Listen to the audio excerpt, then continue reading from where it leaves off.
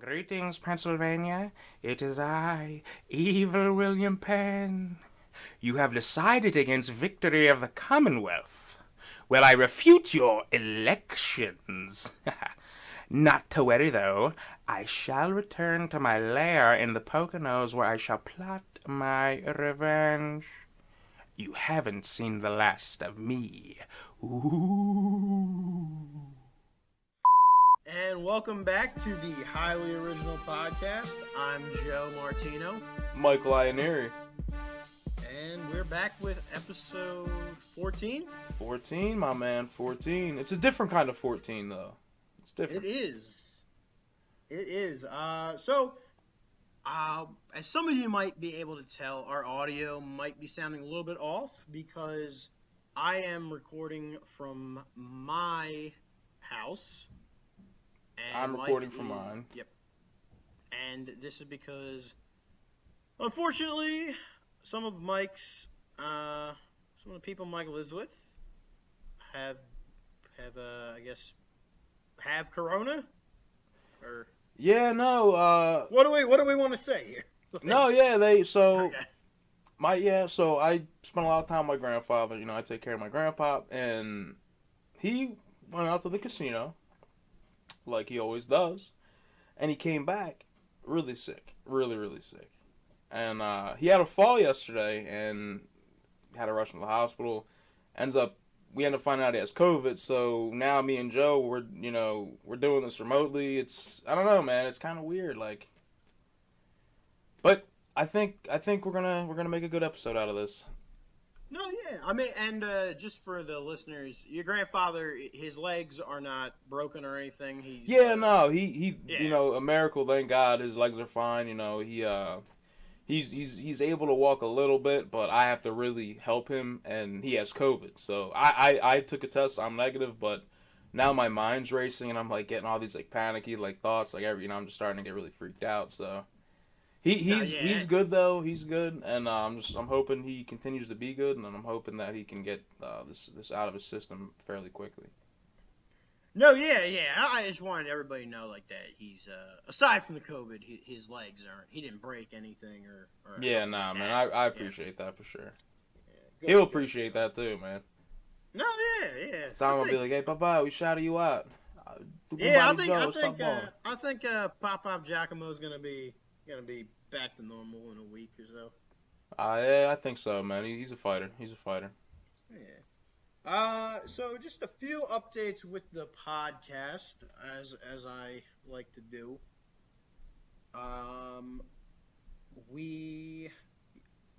Since we weren't able to record yesterday, which was Veterans Day, Mike and I just want to acknowledge, all the veterans out there, including some of my relatives who served. Right.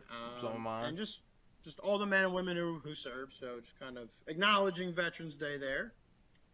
And we really thank you all for your service, truthfully. You know, we really do. Like Joe said, he has family members. I have family members, relatives that are no longer here that served in the United States. Military uncles that came over from Italy, you know, they served in this country. So, you know, Veterans Day is really special to our family. I know to you as well, Joe, and I think it's really nice that and really important that we take this time to acknowledge and thank everybody for all their hard fought sacrifices they made for this country. No, yeah, exactly. And then the other thing I wanted to mention is,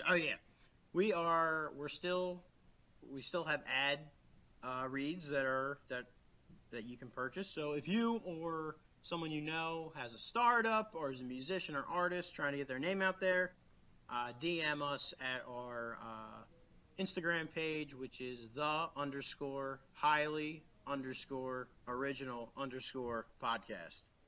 So that's our Instagram. Just DM us there, and we'll set you up with some fabulous ad reads by myself and Mike. For sure, fabulous. These ad reads, and am I wrong for saying this? These ad reads are like highly original. Highly original. I just had to get that in there. Oh, well, of course. We always have to get that in there. And then, Mike, did you have any updates on anything on your end? I do have some updates, but I feel like I don't know, man. I feel like my mind is so focused on this COVID thing, man. But you know, you're going to be a part of the public decency show. I feel like we can kind of give a little information about that away real quick, if that's something Oh, you want sure, to yeah. do. Yeah, so there's a character in our show, Public Decency, which is about a grizzly bear and a polar bear that are two brothers that end up living with this human Dev ends up living with them, and there's a lot of animal characters that have human traits, and there's a main character in the show, Gunner the Fox, and Joe is officially going to be the voice of Gunner the Fox, and I think that's really cool, and I can't wait to see and hear what you bring to the table in that aspect. I can't wait to see how everything starts playing out with that. Yeah, Other than it's that, man, always it's a waiting game, brother. it's been a dream of mine to voice a sleazy fox. Uh, And you and it is Veterans Day in this episode, at least yesterday was. We are kind of honoring Gunner the Fox is a veteran himself. I just want to put that out there. so let's see. Okay, so our nostalgia topic for today is, in my opinion, one of the greatest television shows ever made. That is BoJack Horseman. That is the Netflix original series that followed BoJack Horseman, the titular character, who is an anthropomorphic horse man, and he is a former 90s sitcom star who is now struggling with his life since he has lost his career momentum. So we'll be talking about that today. But yeah, other than that, I guess we can dive into our first topic today, Mike. Okay, let's hear it. Let's hear it. Yeah, so I think with a lot of like kids cartoons that we grew up watching, there's like always a recurring theme where like the cartoon dad often ends up being amongst like one of the fan favorites. Right, for Like sure, man. yeah, like these cartoon dads are usually so like ridiculous. They're often kind of stupid, but like they always have like a confidence about them. Yeah, like they make you feel like positive, like, oh yeah, these guys they're holding the family down. But at the same Yeah. time, some of their antics are just like, how are they holding the what? No, like how these people are nuts. Yeah, so I guess what I really wanted to talk about with you is who do you think is like the best cartoon dad? And now Mike and I talked about this before. We're gonna exclude like adult cartoons, so that's like Family Guy, The Simpsons, American Dad, South Park. We want to Right. focus this time on the kids cartoons because he and I agree that like those two topics they're kind of separate genres. So like we should And then save breaking that for them another up. time. Yeah, and breaking them up gives us actually a lot more ranged because like now, okay, we're excluded to just this one I guess you'd say like portion of cartoon dads that kind of opens up everything. Now it's like, all right, well, Peter Griffin, all these adult cartoon dads, we can't use them now. Jimmy Neutron's Yeah. dad, Timmy Turner's No, yeah, dad, I all mean, these yeah, characters, so- you really start thinking about them, and there's so many of them. Patrick Starr's dad, there's so many of them that are just like nuts. Oh my gosh, what's his name? Marty? Yeah. But wait, he wasn't even his dad. Like, Oh yeah, wait, yeah, they weren't his real parents. that is a funny episode though. All right. So basically, Mike, what I want you to do is you've probably been able to think about. We had a little meeting before the show, so I kind of want us to both put forth our candidates and then from there discuss. So, All right. would you like me to go first? I'd like you to go first. Okay. See So what you got to say. I would say my two candidates for the best cartoon dad would be Hugh Neutron and Mr. Turner or Timmy's dad, because he actually was never given a first name in the series, if I recall correctly. Right? Yeah, Mr. Turner. He's Just and like it's even to the point where they make jokes about him not having a real name. Like I think there's the episode where Timmy goes back in time to see his dad at 10 years old, and when his dad's like, "Hi, my name is," and then like a car, like a truck comes by with honking its horn, and he's like, Yeah. but everybody calls me Dad." So like they never make reference to his actual name. But I'd say those two are mine, and I'll defend my case, but you may present your candidates first. Hugh Neutron for sure. He is, I think, the funniest cartoon dad in my opinion. Okay. He's just, and his son being such a genius. It's just such a funny dynamic. It really cracks me up. So I think Hugh Neutron is the way to go. Okay. And then I'm gonna have to go with. This is tough, man, because I was thinking about Timmy Turner's dad. I'm not gonna lie, I was thinking about Mr. Turner, but I can't go with that now. All right, yeah, just come up with another one, and then we'll debate, and then we'll debate about Hugh Neutron will be like the final boss.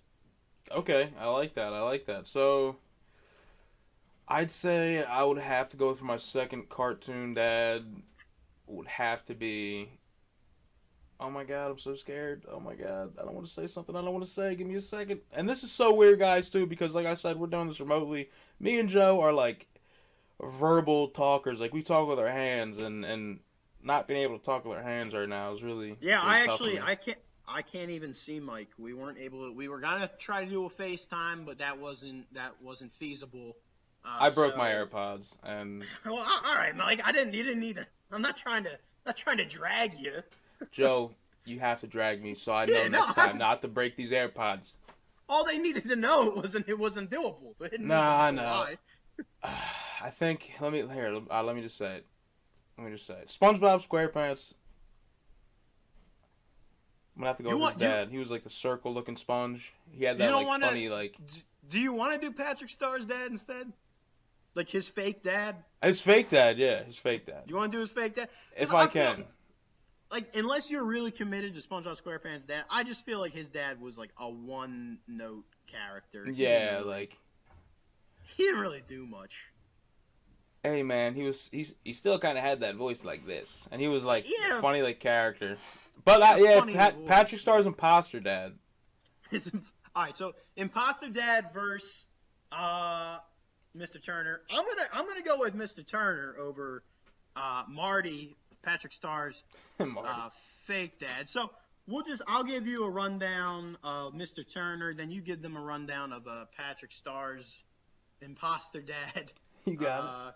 Yeah, I don't know, just for people who might not remember, and for some of the audience, because we have a range of viewers, guys. We have some definitely people who are not zillennial, millennial Zoomers. We have some baby boomers who listen to this show, and we want them to know what we're and Generation about. X people too.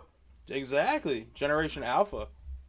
I don't know if any Generation Alpha listens to us though. They may. That'd be interesting.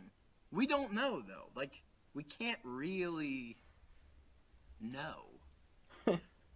But yeah, so basically, guys, in the Fairly Odd Parents show, I'm gonna give a real rapid synopsis of that show. Timmy Turner is a 10-year-old only child, and his parents are usually too busy for him, and they have an evil babysitter who torments him, and he's given these fairy godparents who grant him wishes to make him happy, because that's in this world. If miserable kids are given fairies to make their lives better. So, Mr. Turner is like an eccentric character, and he's always like in feuds with like people, and he's like very paranoid. And like one of his famous things is like his feud with their neighbors, the Dinkelbergs, and his hatred for Mr. Dinkelberg. And Mr. Dinkelberg's like, he's a very successful man. They don't have children, the Dinkelbergs, so I think they have a little bit more of an expendable income which also makes Mr. Turner mad. Like, and I think that's even mentioned on the show that he's like, like, but because I think one of the things, like, he's like, oh, I used to have dreams, and then like Timmy's like, oh, when did you give up on your dreams, Dad? And he just goes, when were you? He's like, how old are you? Yeah. But yeah, he's in war with the Dinkelbergs, and he's all like, but the Dinkelbergs aren't at war with him. Like, they're just normal people. Like, howdy, neighbor. Like, they're that kind of like, they're the nice neighbors. Oh, how you doing? And he's always like, Dinkelberg. Like, he is convinced that Dinkelberg is like, just destroying his life. He's like, but what I like about Timmy Turner's dad is, he's like a dumb cartoon dad. But I think what makes him stand out is his paranoia. Right. That is not found in other like cartoon dads. Like, he's always like, I always felt like he thinks people are out to like get him. For sure, and, like, he's very paranoid. Panicky. And what's his job? He's a pencil pusher. That's like his legit. He's a pencil pusher. His title at work is pencil pusher, and like he's like it's like suggested that he makes pencils somehow. And then there was like a superhero episode or something they did, but I even remember like his superhero character was like a pencil costume, like. Yeah, it was like, I think so. And like, remember the one where they take him to Canada to like go to like this like it's almost like Illuminati shrine with this like pencil sharpener that like is like his dream to sharpen a pencil and like this like crystal sharpener or something. I definitely remember that. No, yeah, but yeah, Timmy Turner's dad I just always found was pretty funny, and just very bizarre, and just like, I guess another candidacy before I just wrap it up is I love like when he's like the episode where Timmy's like on the internet, and this is like early internet.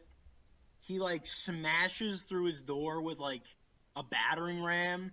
Yeah. He's like, Timmy, I respect your privacy, but as a parent, I'm asserting my authority to enter in anyways. And he just throws the door down, and like for some reason, Timmy has been like sent a picture of his teacher in like a rubber dress, like Mr. Crocker. And, like, Timmy's dad just like looks at it and he's like, "Hey, you're not supposed to be on those kind of websites." Yeah. But like he completely neglects that it's like his teacher, like, he's just So that's why I enjoyed him. But I'll let you just to touch on that, I think the battering ram was like an actual like steel ram shaped like it looked like the head of a ram. If I remember correctly. I remember it looking almost like a Greek pillar, like that they would have for their temples. Like it's like a. That's crazy because you said battering ram. Yeah, but I think real quick. It was like every parent in that episode is doing the same. Like they're all destroying their kids' like rooms with battering rams. Like, which that's really like the whole episode. Yeah, they're all barging their kids' rooms. See, I got to rewatch Fairly Odd Parents, man, because that was such a special time in my life too. Like I would get home from school and just like watch 2 or 3 episodes, however many they play back to back. And I'm not gonna lie, Mr. Turner was one of the funniest characters on that show because like the pencil pushing and all that like just nonsense is hilarious. But I went with Marty Starr, so to put Marty Starr up against Mr. Turner, I think, I don't know, they're both pretty dumb. And I just love what like Marty Starr and his wife, I forget her name. No, Marty Starr's like a jerk though. Like he's like if Homer Simpson was a starfish, like. Yeah. But he's like roasting Patrick the whole episode. He's like and then Patrick was like, "Hang on, let me get SpongeBob over here." And then they all started roasting SpongeBob because they were just like, Patrick was trying to make it seem like Patrick wasn't stupid, that SpongeBob was like the stupid one. So Marty Starr's over here, and he's saying all these like funny little comments, like and digs like that to SpongeBob. Here he is, stupid as stupid can be. At the end of the episode, he's like, wait, I don't have a son. And then, like... That's like the end of the episode is like, oh, that's right, Deborah. We don't have a son. Yeah, like... But the whole episode, though, he is literally coming crazy at SpongeBob's soul, man. He is grinding and roasting SpongeBob the whole time. Oh, yeah. And even Patrick in the beginning, he was trying to make it seem like, oh, look, he remembered to do something that was so common, man. Yeah, he put the drink in the cup this time. Yeah. Or something like that. And here's this dad, he's probably the stupidest one in that house. How do you not know that you have a son? Or that you don't have a son? No, yeah. Either or. No. But yeah, and, what's the one line when, like, was it like SpongeBob starts getting like crazy and like she's just like, Marty, I'm scared. Yeah. And then that's when Patrick realizes he's like, Marty, Janice. Who are you people? Yeah. I don't know, man. He was Marty Starr was just like one of those. He honestly to me reminded me of Homer Simpson, and his wife too kind of had like Marge's hair a little bit. Yeah, they just really seemed. I wonder if that was on purpose. I'm thinking it was, man. I'm thinking it was. That was just like that might have been like a homage to The Simpsons. Because he was so much like Homer Simpson, it's not even funny. Like at least to my best recollection. No, I wouldn't be surprised. I think cartoonists do that a lot. Like they'll pay tribute to each other's work like that. Yeah. Yeah, no, man. But I'd straight up admit though, you know, he was only really in one episode. Mr. Turner, if you had to put them two together, Mr. Turner's walking out the winner any day of the week. Okay, all right. Now, I'd say kind of real quick, like Hugh Neutron versus Mr. Turner. Who do you got? Ah, man, I'm gonna have to go with in if it was like a fight, like a game battle, I'm going with Mr. Turner. He just seems like he's more. What, in a physical fight? Yeah, I think Mr. Turner. Oh yeah, Mr. Turner. Yeah, oh yeah, no, Mr. Turner's like crazy and like he has hurt people. Yeah, like he's like yeah, he's like almost like kind of a sociopath. I feel like he's not okay. Remember the alternate reality where he becomes a dictator? Like he's not. Like, yeah, and they're pushing that like thing in circles. Yeah, like, it was like that giant like concrete like wheel. They just like kept turning and turning and turning. Yeah, like he's not. Yeah, no, he's got something. He's got and it's like we said earlier, his hatred for Dinkelberg did nothing to him other than just having a successful life. Like he's got some skeletons in his closet. Oh yeah, like and I feel like he's done stuff, like malicious stuff. I agree with you in that show, but. Well, with Hugh Neutron, as you mentioned, like that's Jimmy Neutron's dad. Jimmy Neutron, the boy genius, so he's really smart. And right. his dad by turn is like, you know, really dumb. Yeah. But something I liked about Hugh Neutron, even though he was so oblivious and everything, he was like a wholesome character. Like he really wanted to relate to his son, and he did think that he was like somewhat Jimmy's peer to a certain level. Like he would act like he is like smart, like a little comparison of the two though, Mr. Turner and Hugh Neutron. Like how Mr. Turner was with pencils. I remember Hugh Neutron loved like ducks. I remember he was obsessed with ducks. That was his hobby. He was like a duck enthusiast or something. Yeah. Like, but like, you know, I love the like two episodes that come to mind for like Hugh Neutron is like the one. Is the one where they are. Sorry, man. I think my headphones might be dying. So yikes. I think it's the episode where Hugh Neutron he's trying to get in the movie that Jimmy's making. Yeah. He's like doing all these impressions. He does like Smeagol and stuff. But he has such a confidence that he's like a competent, smart guy. Like he doesn't get that he's like not like that. Like they're not taking him seriously. And like the one where like he finds all the pie, he thinks it's the apocalypse. Yeah. He finds all the pie, and he like he's like, I'm going to live and eat pie in memory of my family. Like, yeah, Yeah. I always enjoyed Hugh Neutron. So my vote is for Hugh, because Yeah. I thought he's a wholesome good man, whereas I Like, feel like Mr. Turner is like a sociopath.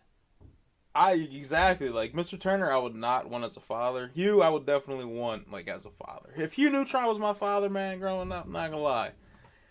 It would have been a lot of fun, man, because I feel like he always, like, all Jimmy's inventions, at least, like, every other episode, Hugh would kind of screw something up and then cause a lot of trouble for Jimmy, and Jimmy Neutron would have to kind of, like, fix the situation.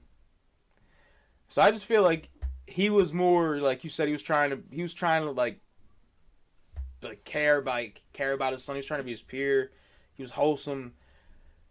He just, I don't know, man. He's a winner in my eyes, man. I'm not gonna lie. When I think of cartoon dads, Hugh Neutron is just, I don't know. All He's right, that guy. so I think we're in agreement that Hugh Neutron is the best children's cartoon dad. I'm gonna have to agree with you there. You heard it here on the podcast, guys. So I like how we both agreed. You know, it wasn't an argument. It wasn't a debate. That goes to show that Hugh Neutron is just a classic. Yeah, he's a class act. He's a good man. Highly original good man. No. Hey guys, real quick, I just wanted to talk about Daphne Martinez and P. Danks, two talented artists who decided to collaborate together to create a song about getting through the struggles of life by trying to become the best we could possibly be, but at the same time checking our mental health, which is so important. Look, P. Danks had the honor of painting the cover art for this piece, a surrealistic eye, which can be seen in the video on P. Danks' Instagram, and we're going to leave links to both their Instagrams, Daphne Martinez and P. Danks, below. Be sure to check them out, follow them, because they are talented artists. And guys, enjoy. Sit alone in the dark side, somebody carry me home.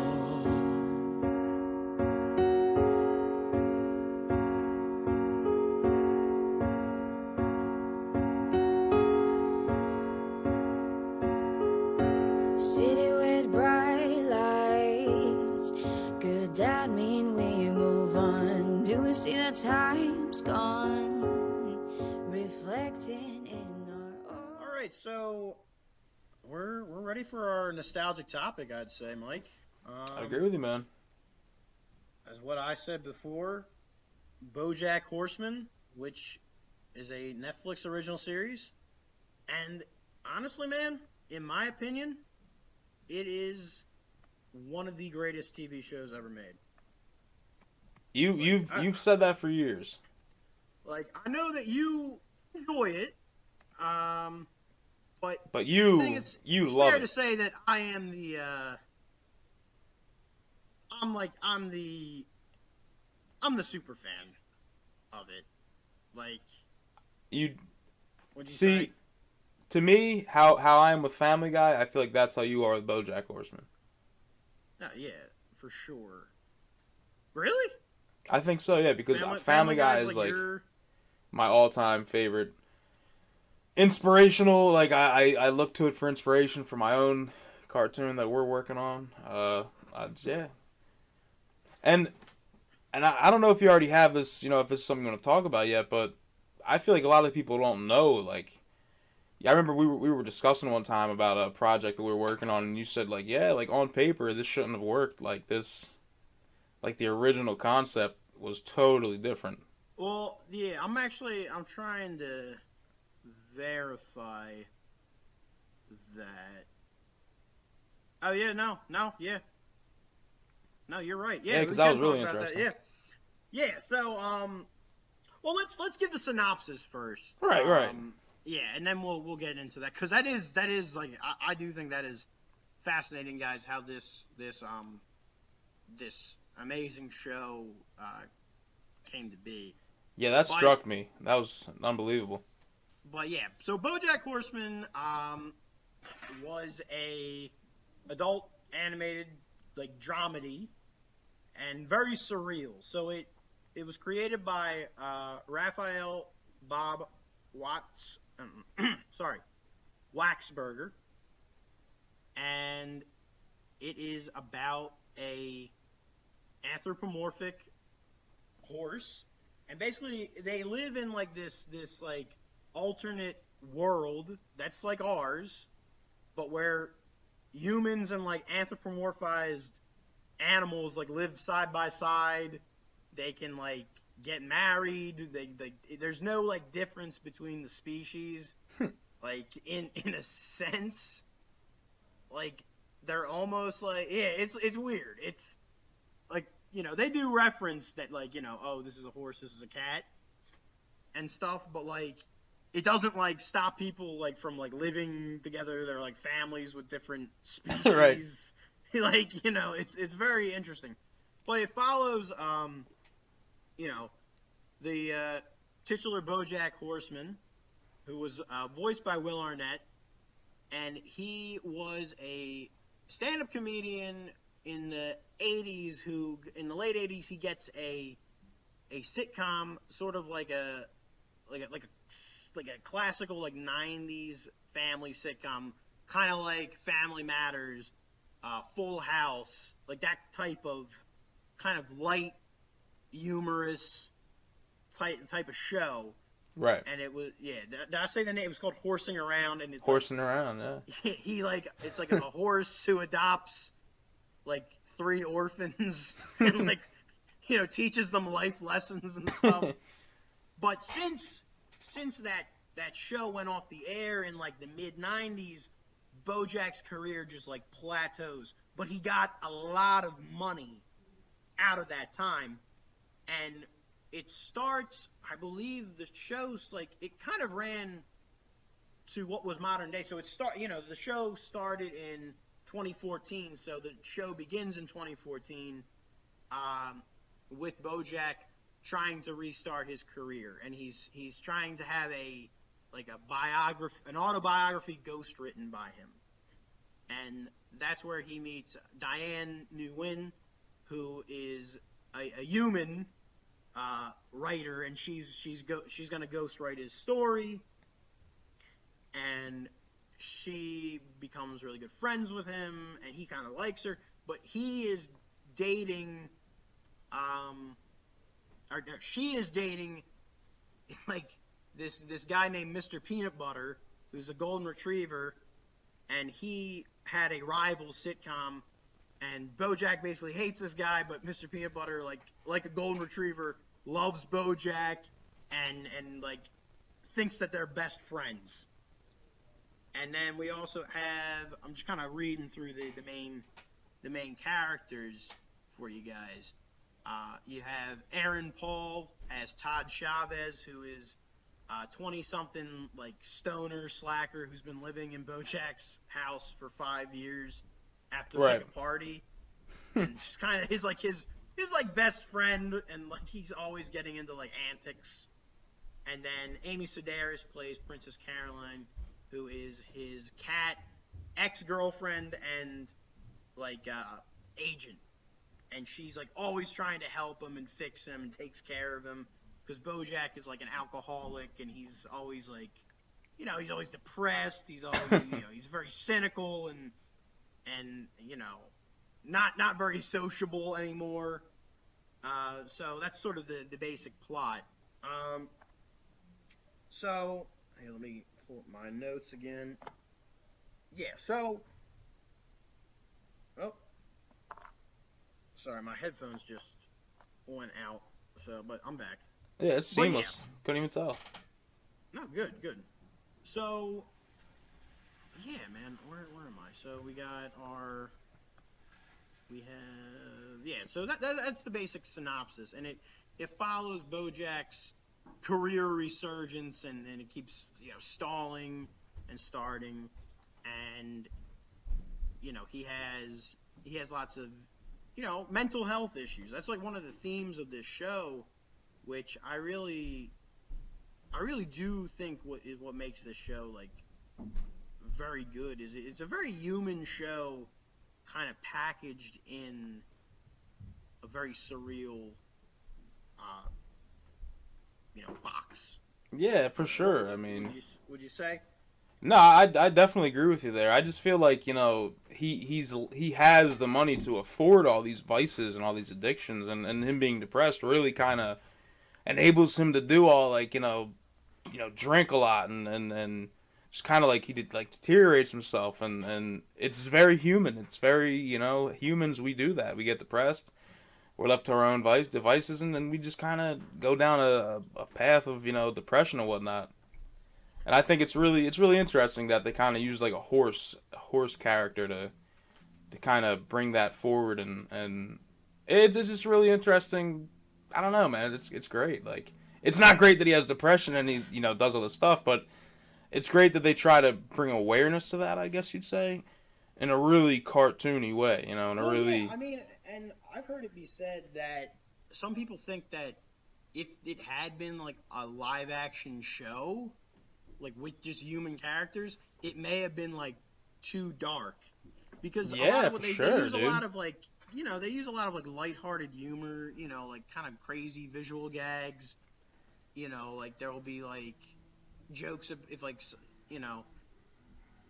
like if someone's like, let's say like a dog character, they might see a cat character and start growling in the background, like stuff like that. Like they use a lot of like humor to break the seriousness of it. Right. But yeah, I mean, I think in the end it doesn't water down the real, human stories that this like tells.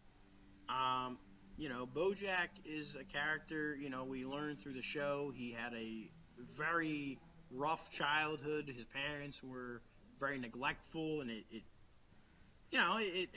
hurt him, and he then kind of is passing on his damage to the people around him, and he's very self-destructive. Right, that's the best way to put it, self-destructive. But yeah, so and it covers his whole. It covers a lot. I don't want to get too much into the whole story, because guys, this went on for 6 seasons, so we obviously can't go into every plot. Exactly. No, but it's important that we do get the basic like synopsis, like you were saying, just that way someone who hasn't watched the show, they could say, man, like this show, as funny and as like goofy as it sounds, it really seems like character driven, in that you follow BoJack Horseman, someone who has it all, who has like fame and I guess you could say had fame, I guess, and he, yeah. In the like, show, they live in Hollywood, right? He still is famous, but like he's famous from one thing that he did. Like, he's basically like the Danny Tanner, if Danny Tanner was a horse. He played a horse version of Danny Tanner. Yes, yeah. I mean, I don't think he's based off anyone specifically, though. Right. But yeah, like he played a Danny Tanner type role. Yeah, for the viewer that doesn't really, isn't familiar with it. Yeah. But on the outside, as a horse, I guess you'd say BoJack Horseman is pretty different though from the character he played. Really different than the character he played. No, yeah. Oh, yeah. Because, yeah. But I guess some of the things I wanted to touch on. First off, I guess I want to ask, who's your favorite character in the show? I'd have to say that my favorite character. What is the seal? He's like this, he's like a seal that wears like a Navy uniform. Yeah, God, okay, his name. all right, you're really choosing the side character. Neil McBeal, the Navy SEAL. Yeah, he was funny, man. Yeah, that's a season 1. Like, Neil McBeal, the Navy SEAL, is in the grocery store that BoJack Horseman's shopping at, and BoJack finds some cookies. Yeah. That Neil McBeal has set aside in a different section that he was gonna come get, and they get into a dispute over the cookies. And then BoJack decides, out of spite, he's like, I'm just going to take them. Because he didn't even want them. But because Neil McBeal's coming on so hard, he buys them and eats them all. And gets into, this public feud on TV with Neil McBeal, who is like a decorated war hero Yeah. from like the Afghanistan war, and had just returned, and all he wanted was these cookies. Like, so that's sort of an example of like, BoJack's life. He gets like, he's just very angry and spiteful and like petty, and sabotages himself because he's trying to make a comeback, and now he's publicly feuding with a war hero on television. But yeah, no, that's an interesting. Yeah, okay, and McBeal, the Navy aside from BoJack himself, I think his father was pretty funny. Butterscotch Horseman. I thought it was his uncle at first, but no, it's his father. No, yeah, Butterscotch Horseman. Yeah, it's his father. Who, honestly, I'd say of both his parents, Butterscotch was the better parent. And for those of you who haven't watched it, like that's a low bar to pass, because BoJack's mother basically almost pretty much... Wasn't her name Beatrice? Yes. Yeah. And she almost like openly... she always criticizes him, never is like proud of him, and like... Yeah, a terrible mother, to say the least. Like Butterscotch is just like so narcissistic and self-absorbed, but like there are a few moments where he does show some compassion to BoJack, a little bit more so than Beatrice ever gives to him. But we were talking about Butterscotch. He's his whole arc is that he wanted to be like a beatnik poet in like San Francisco in the 60s, and then when he gets there, the beatniks like reject him, and he becomes sort of like nonsensically like conservative. Like, yeah, he fancies himself as like an intellectual, but he's not really. So like his views are like kind of weird. Like there's like one sequence that I think is one of the funniest. Is it's like a flashback to like BoJack as a child, and Butterscotch is like building a ship in a bottle, and he's like, "Look at this, BoJack."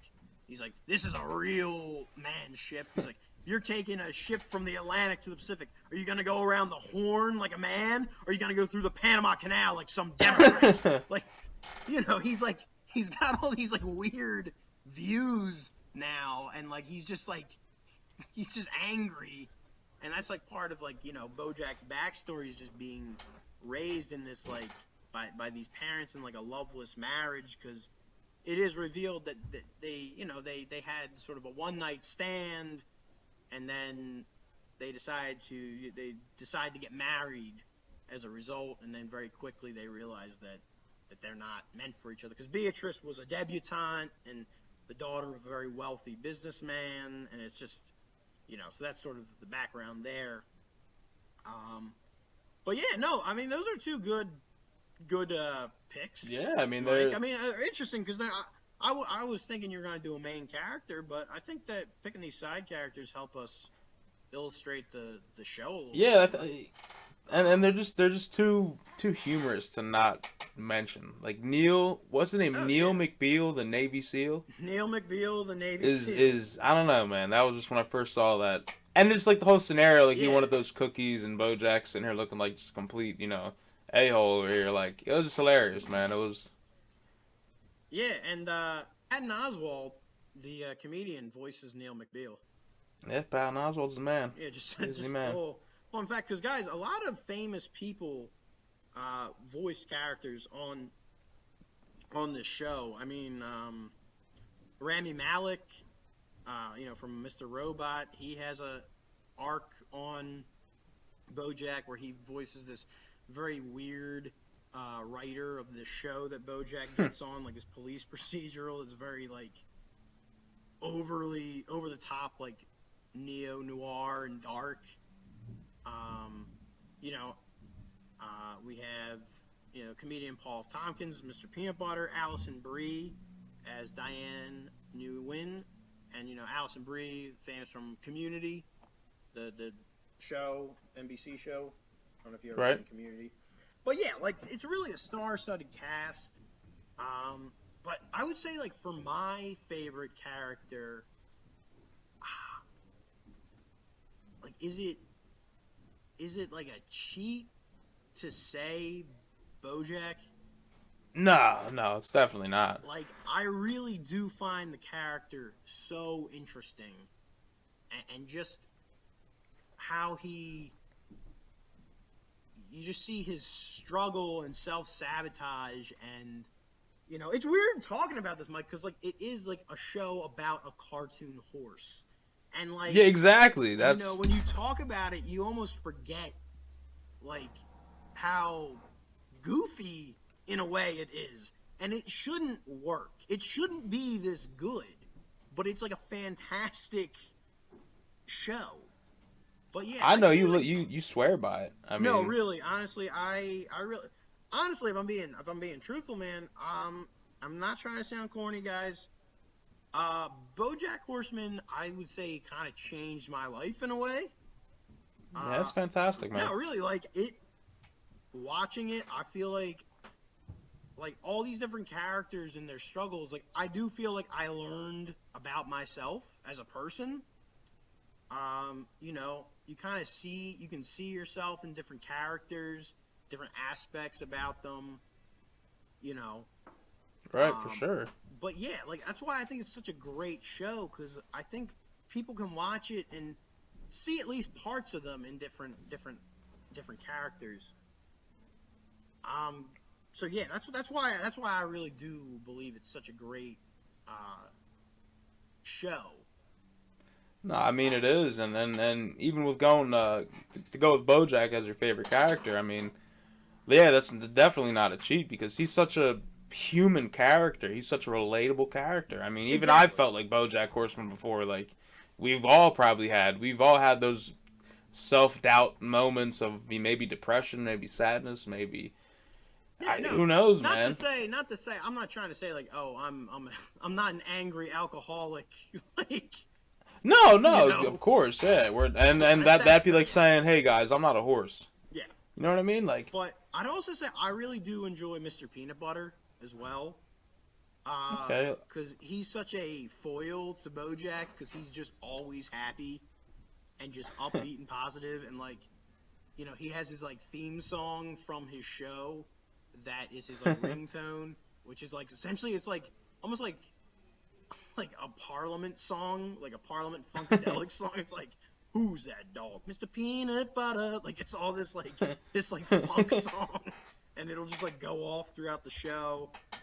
And he's always, like, you know, one of his recurring things is he always sees this person at a party, like, at every party. I think their name is Erica, but we never see Erica.